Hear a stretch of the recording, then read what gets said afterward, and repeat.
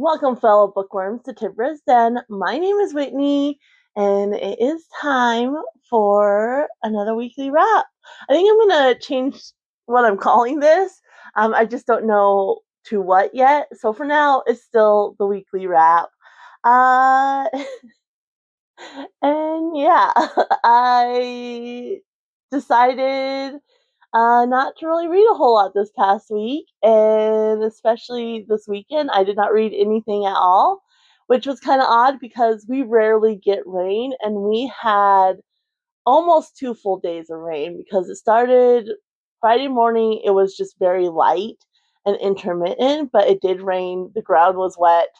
I live in the desert. I live in southern New Mexico, so it's very dry here.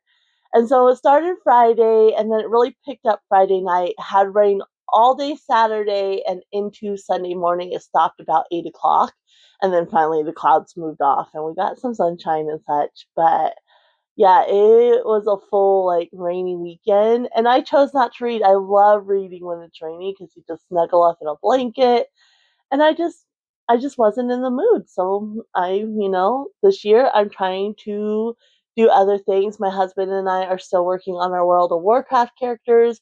We did end up creating 2 new characters, so all our characters we already had, we all got them up to 40 because 40 is when you get your fast mount so you can really move around. So that's kind of was our big goal, is to get them all up to 40 so that way we have our fast mounts, and if we're questing and such, we can just run around a lot quicker. And so we did create 2 new characters because with the Pandarian expansion, they had the monk class was introduced. And so when I made my first panda, I made 2 pandas because I like to have it even on Alliance and Horde. And so I made one was a monk, but just DPS, which is damage, doing damage and such. And then the other one I actually made my favorite, which is a mage. And so I was like, I kind of want to try the other 2 monk classes. And so we ended up creating 2 new pandas. So we got our group that was already made. Those ones are now up to 40, and we just have the 2 new ones. I tried tanking, which is where, like, when you're in the dungeons, like, you're taking all the damage, so you're gathering up the group and you're making sure they're focused on you, while the others, do damage to them. And so that was my first time taking, but I did it. And then the other one's going to be a healer, which I've healed a couple of different times. I have a druid healer and a priest healer. But that still makes me a little nervous as well, but I've never tanked. So that was an experience. And then his brother and his girl got on, and so we played with them in the classic The Burning Crusades that just came out, and so we played that last night as well. And so yeah, I did finish books though, so that's fantastic. And so the first book I finished, which if you saw last week, you knew it was coming. I was like, we had like 73 pages left, and we did push through that night to finish it, and that's The Seven Rings by Nora Roberts. Now, I really debated what to give this one. This should have been one book. Like, it really feels like they're just pushing out books just to push out books and just to make money. This is not quality at all. So that was really frustrating. Um, and nothing happened until like the last 40 pages. And then it was all just rushed through, which is a shame. And like her old books, like that's not that. There's action throughout. They're completing, solving these puzzles and completing, the quests, so to speak. Some of them do have like actual quest type elements. And in this case, it was just very repetitive, same thing over and over the days, which I don't mind slice of life, especially with Nora Roberts. Like, she really brings her characters, um, like, makes them pretty vivid. And but even the characters, this one felt very generic. I kept getting Cleo and Sonia a little bit confused at times, and yeah, it was just disappointing, repetitive as far as setting up the plot, as far as their day to day life, and oh, they cooked this, and she worked on this, and it was so boring. I did end up giving it 3 stars because I was confused. As far as Nora Roberts books go, like her collection, this would be a 2 star.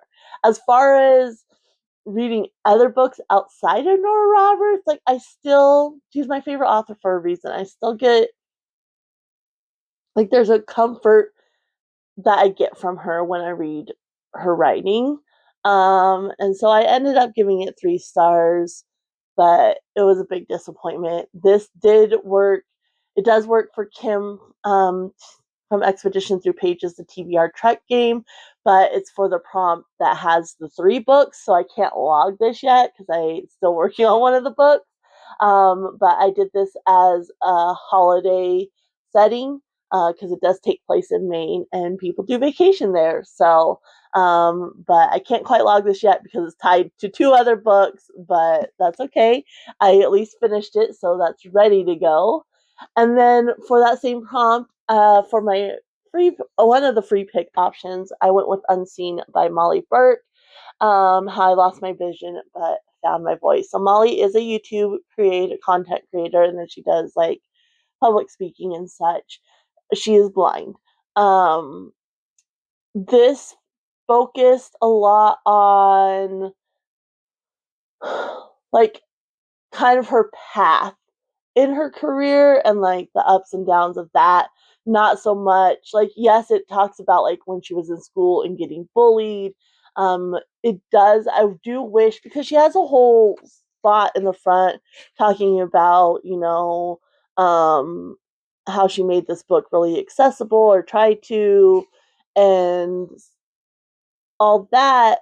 She doesn't put any trigger warnings, and she does talk about having offing herself ideations and such like that, and then mental health injury.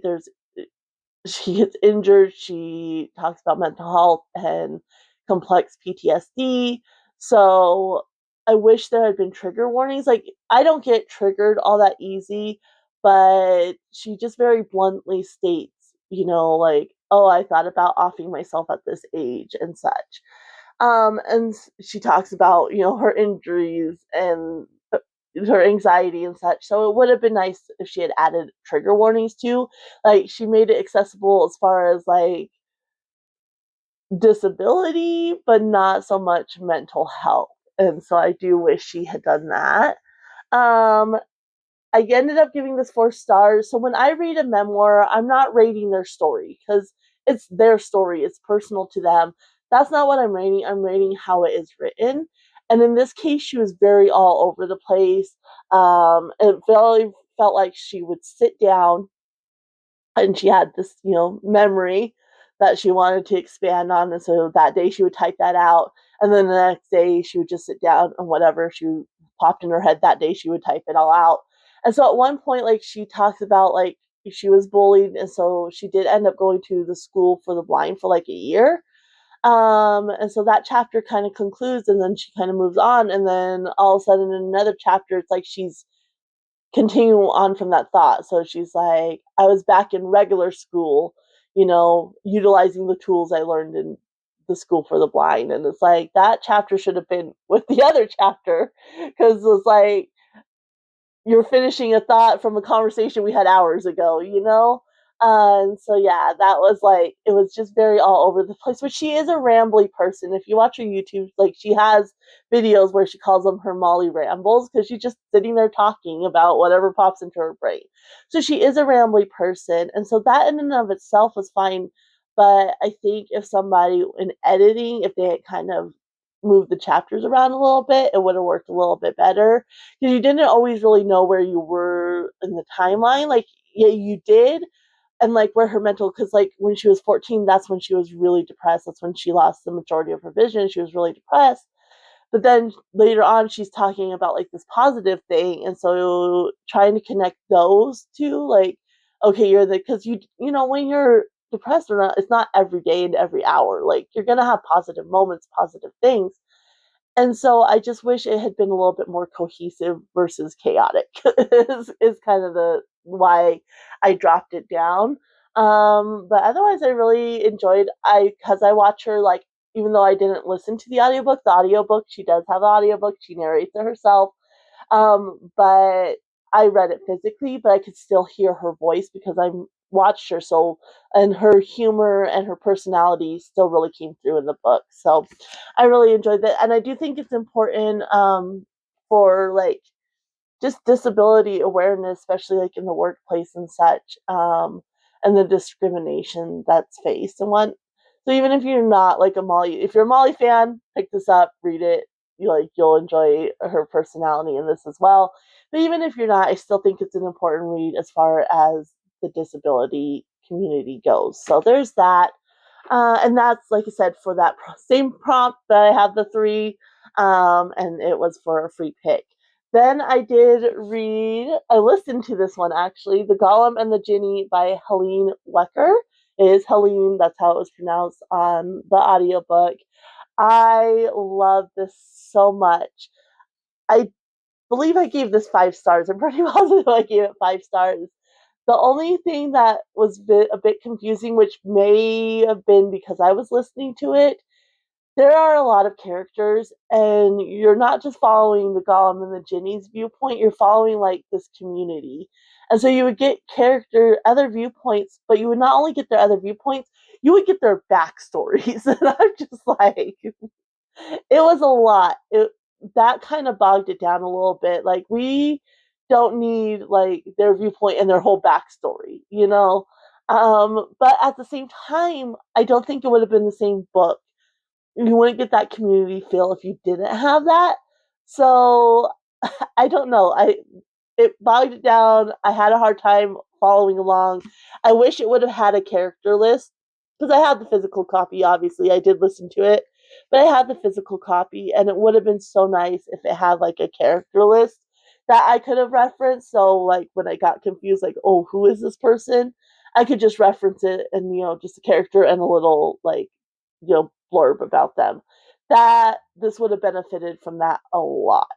But past that, I loved it. So you're basically following this Golem and this Jinni, and they both end up in New York. So you really get this sense of the immigrant community. You have Jewish immigrants, Irish, like you have a variety, Syrian, and like I think it was because she gets pulled into like the Jewish community and he's like the Syrian community, and they're kind of at odds with each other a little bit, but they're all immigrants, and so it was just that sense of community was wonderful. Really enjoyed that. And then you're following like the Golem. The Golem in particular was my favorite because she's created and she gets awoken on the ship on the way to America, and then her master dies. And so she's just left floundering, but her master wanted something with intelligence and curiosity. So she kind of just has to figure it out as she goes. But she's influenced because she's masterless, she's influenced by the wants and the needs of those around her. So she's kind of having to learn how to navigate that. And she ends up meeting this rabbi. He recognizes her for what she is, because when he was going into school, one of his teachers actually taught him about golems. And so he recognizes her and he takes her in. And so she's kind of having to navigate that. And then on the opposite side, you're following this genie, and he wakes up in this tinsmith's shop, and he has no memory, like, of the years, like how many years, and it's been like centuries, And so he's having like he has knowledge of humans and such, but it's a like completely different time, and so he's having to learn how to navigate this completely different time, and he has an affinity for metal and fire, like, and so he can't get caught like in the water or the rain. That's like his kryptonite. And if he gets caught in that, like, it extinguishes him basically. And so he's trying to figure out like what's going on, and then you end up having like this bad guy that comes into the picture, um, that has ties to both the Golem and the Jinni. And so it was really, really interesting. You have this other timeline that you're following, and you're not really sure how that ties in, and you kind of just have to figure it out. But it was so interesting and like so well built. Like the author really built it up. And I had such a great time with this. The narrator, because I did listen to this, was fantastic. Like, such a great narrator. George I'm not sure how to pronounce his last name, Guidall, I want to say, Guidall. Such a fantastic narrator. I do have the second book. I actually found the second book at a thrift store and then ended up getting this one because I was like, I definitely want this. And so I definitely want to listen to the second one as well. And I'm hoping I can get to it in either February or March. But this was fantastic. And this worked for Kim's game. We had to do an alphabet chain. And so I put this in for the G. And we did get our chain. So that's fantastic. So this one is already logged and submitted. And then I started working on, and this is my other free pick for the 3-book bundle that I have to do. This is the other free pick. So once I finish that, I can log these. And that's The Girl in the Tower by Katherine Arden. This is the second book in the Winter Night trilogy. I'm not sure, 96 pages in. So not too far, about, I think it's just over 300, so almost a third in. Oh no, it's almost 400 pages, 381, so it's almost 400 pages, so not quite a third in, maybe about a quarter, just a little over a quarter in. And at first I was not enjoying it. Like, part one was following Vasilisa's sister and her brother, and I'm like, okay. It didn't have the same, like, folklory, wintry feel that the first book had. And then part two switched over to Vasilisa, and I'm eating it up. So it follows it has inspiration at least, and takes part of the Winter King folklore from Russia, where there's this maiden, she gets lost in the woods, and then the Winter King like talks to her and ends up sending her home with a bunch of gifts and such. And so then her stepmom like sends her own daughter out on purpose, but she's kind of snotty and such, and so the Winter King doesn't bestow her any gifts, and then she ends up dying. That's like the folklore of it, and so it takes inspiration from that. And it still has a lot of that back and forth between Christianity and paganism, which was very prevalent in the first one, and what I really enjoyed that aspect as well. You still have that in here, and in this one, the main like conflict is there's this group of bandits burning buildings, and so they're trying to figure out what's going on there. And yeah, I absolutely love Vasilisa and that folklore aspect that surrounds her. And I am looking forward to continuing this. I'm actually planning on, after I get this video up, reading today and tomorrow and just doing laundry. Because I want to wait to do like my bulk chore day until it dries out a little bit, because of course the dogs are tracking in sand and mud and such. So I'm just going to wait. Dishes are already done. I don't have to worry about them. We did the crock pot last night or yesterday because it was rainy and cold, so we did the crock pot. And so, yeah, I'm planning on reading, and I'm hoping I can finish this one up today or tomorrow. So there's that one. I did also start Anathema by Keri Lake. This is the book for the third prompt for Kim's game, which was to read a book with tree on the covers. And yeah, there's trees. She's going into a forest. So I think I'm only about 50 pages into this one, 46. So, and starts off with a bang, that's for sure. You're kind of getting Zavander's back history in the beginning, and then you move on to Mavis. And I really like Mavis as a character, really enjoying that. So basically, there's these woods, and they're called the Eating Woods. And again, you're having that theme of religion in here. It actually feels quite similar to The Girl in the Tower in that aspect.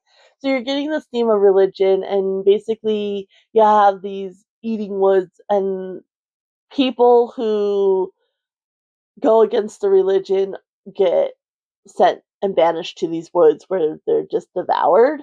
And so we're starting with that, and we're starting with a banishing, and then the guy, everybody thinks she's like a witch because And same thing with Vasilisa. People think she's a witch. So, but basically, she was found as a baby abandoned in front of these woods, and this family took her in. Their father ends up dying, and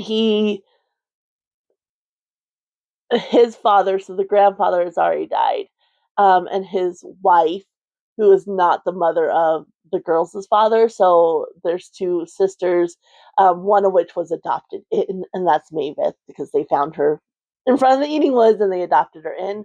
But she's really close with her sister, and their father, they didn't really know him because he was always off doing business for, I forget what the group is called, but it's the religious group. Um, excuse me. And so he was always off doing that, and he ends up dying in doing something for that group. And so now their step grandmother wants to basically, the option is either sell them into marriage or they get sent to this basically convent, which was the same thing as Vasilisa was facing in the first book. And so, yeah, a lot of similarities there, but basically, there's this rich man who wants to marry Mavis, and so she's gonna be married off, and she's just like, no. And then she tells her sister, like, she wants to marry you off too, and there's something going on with the sister and her step uncle. Um, that she's trying to figure out as well. So I'm really looking forward to this next point of view. We did get it started off with Savander's back history, and then we got one little small chapter with him, and now it's going to be back to him once I get back into this. This one I'm trying to read small bits during the day because it's so heavy. I can't read this in bed. So this one's more my daytime book, and then this one's for like evenings and in bed because I can hold paperbacks in bed. So I'm working on those two right now. And then up next, I have 4 books I would like to get to this week. I don't know that that's going to happen.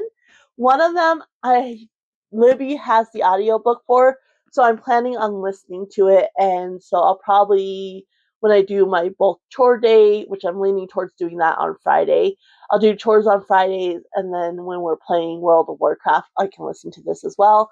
And that's The Martian by Andy Weir. And so, once I finish these 2 books, I'll be done with Kim's game. So those are the priorities. Then, like I said, I'll have the audiobook for this that I can do chores and then listen to this while I'm playing, which will be nice. I'm really looking forward to this because I did see the movie and I did enjoy the movie. And I've wanted to read this for a long time and never have. There's a receipt here. Anyway, so I'm really looking forward to this, and this will fulfill a prompt for my game. So that's on the docket. Then I do want to get to Business Casual by BK Borison. This is the last in the Love Light Farms series. I wanted to read in autumn, but I didn't get to it. So now I'm kind of ready for just a nice fluffy romance, honestly.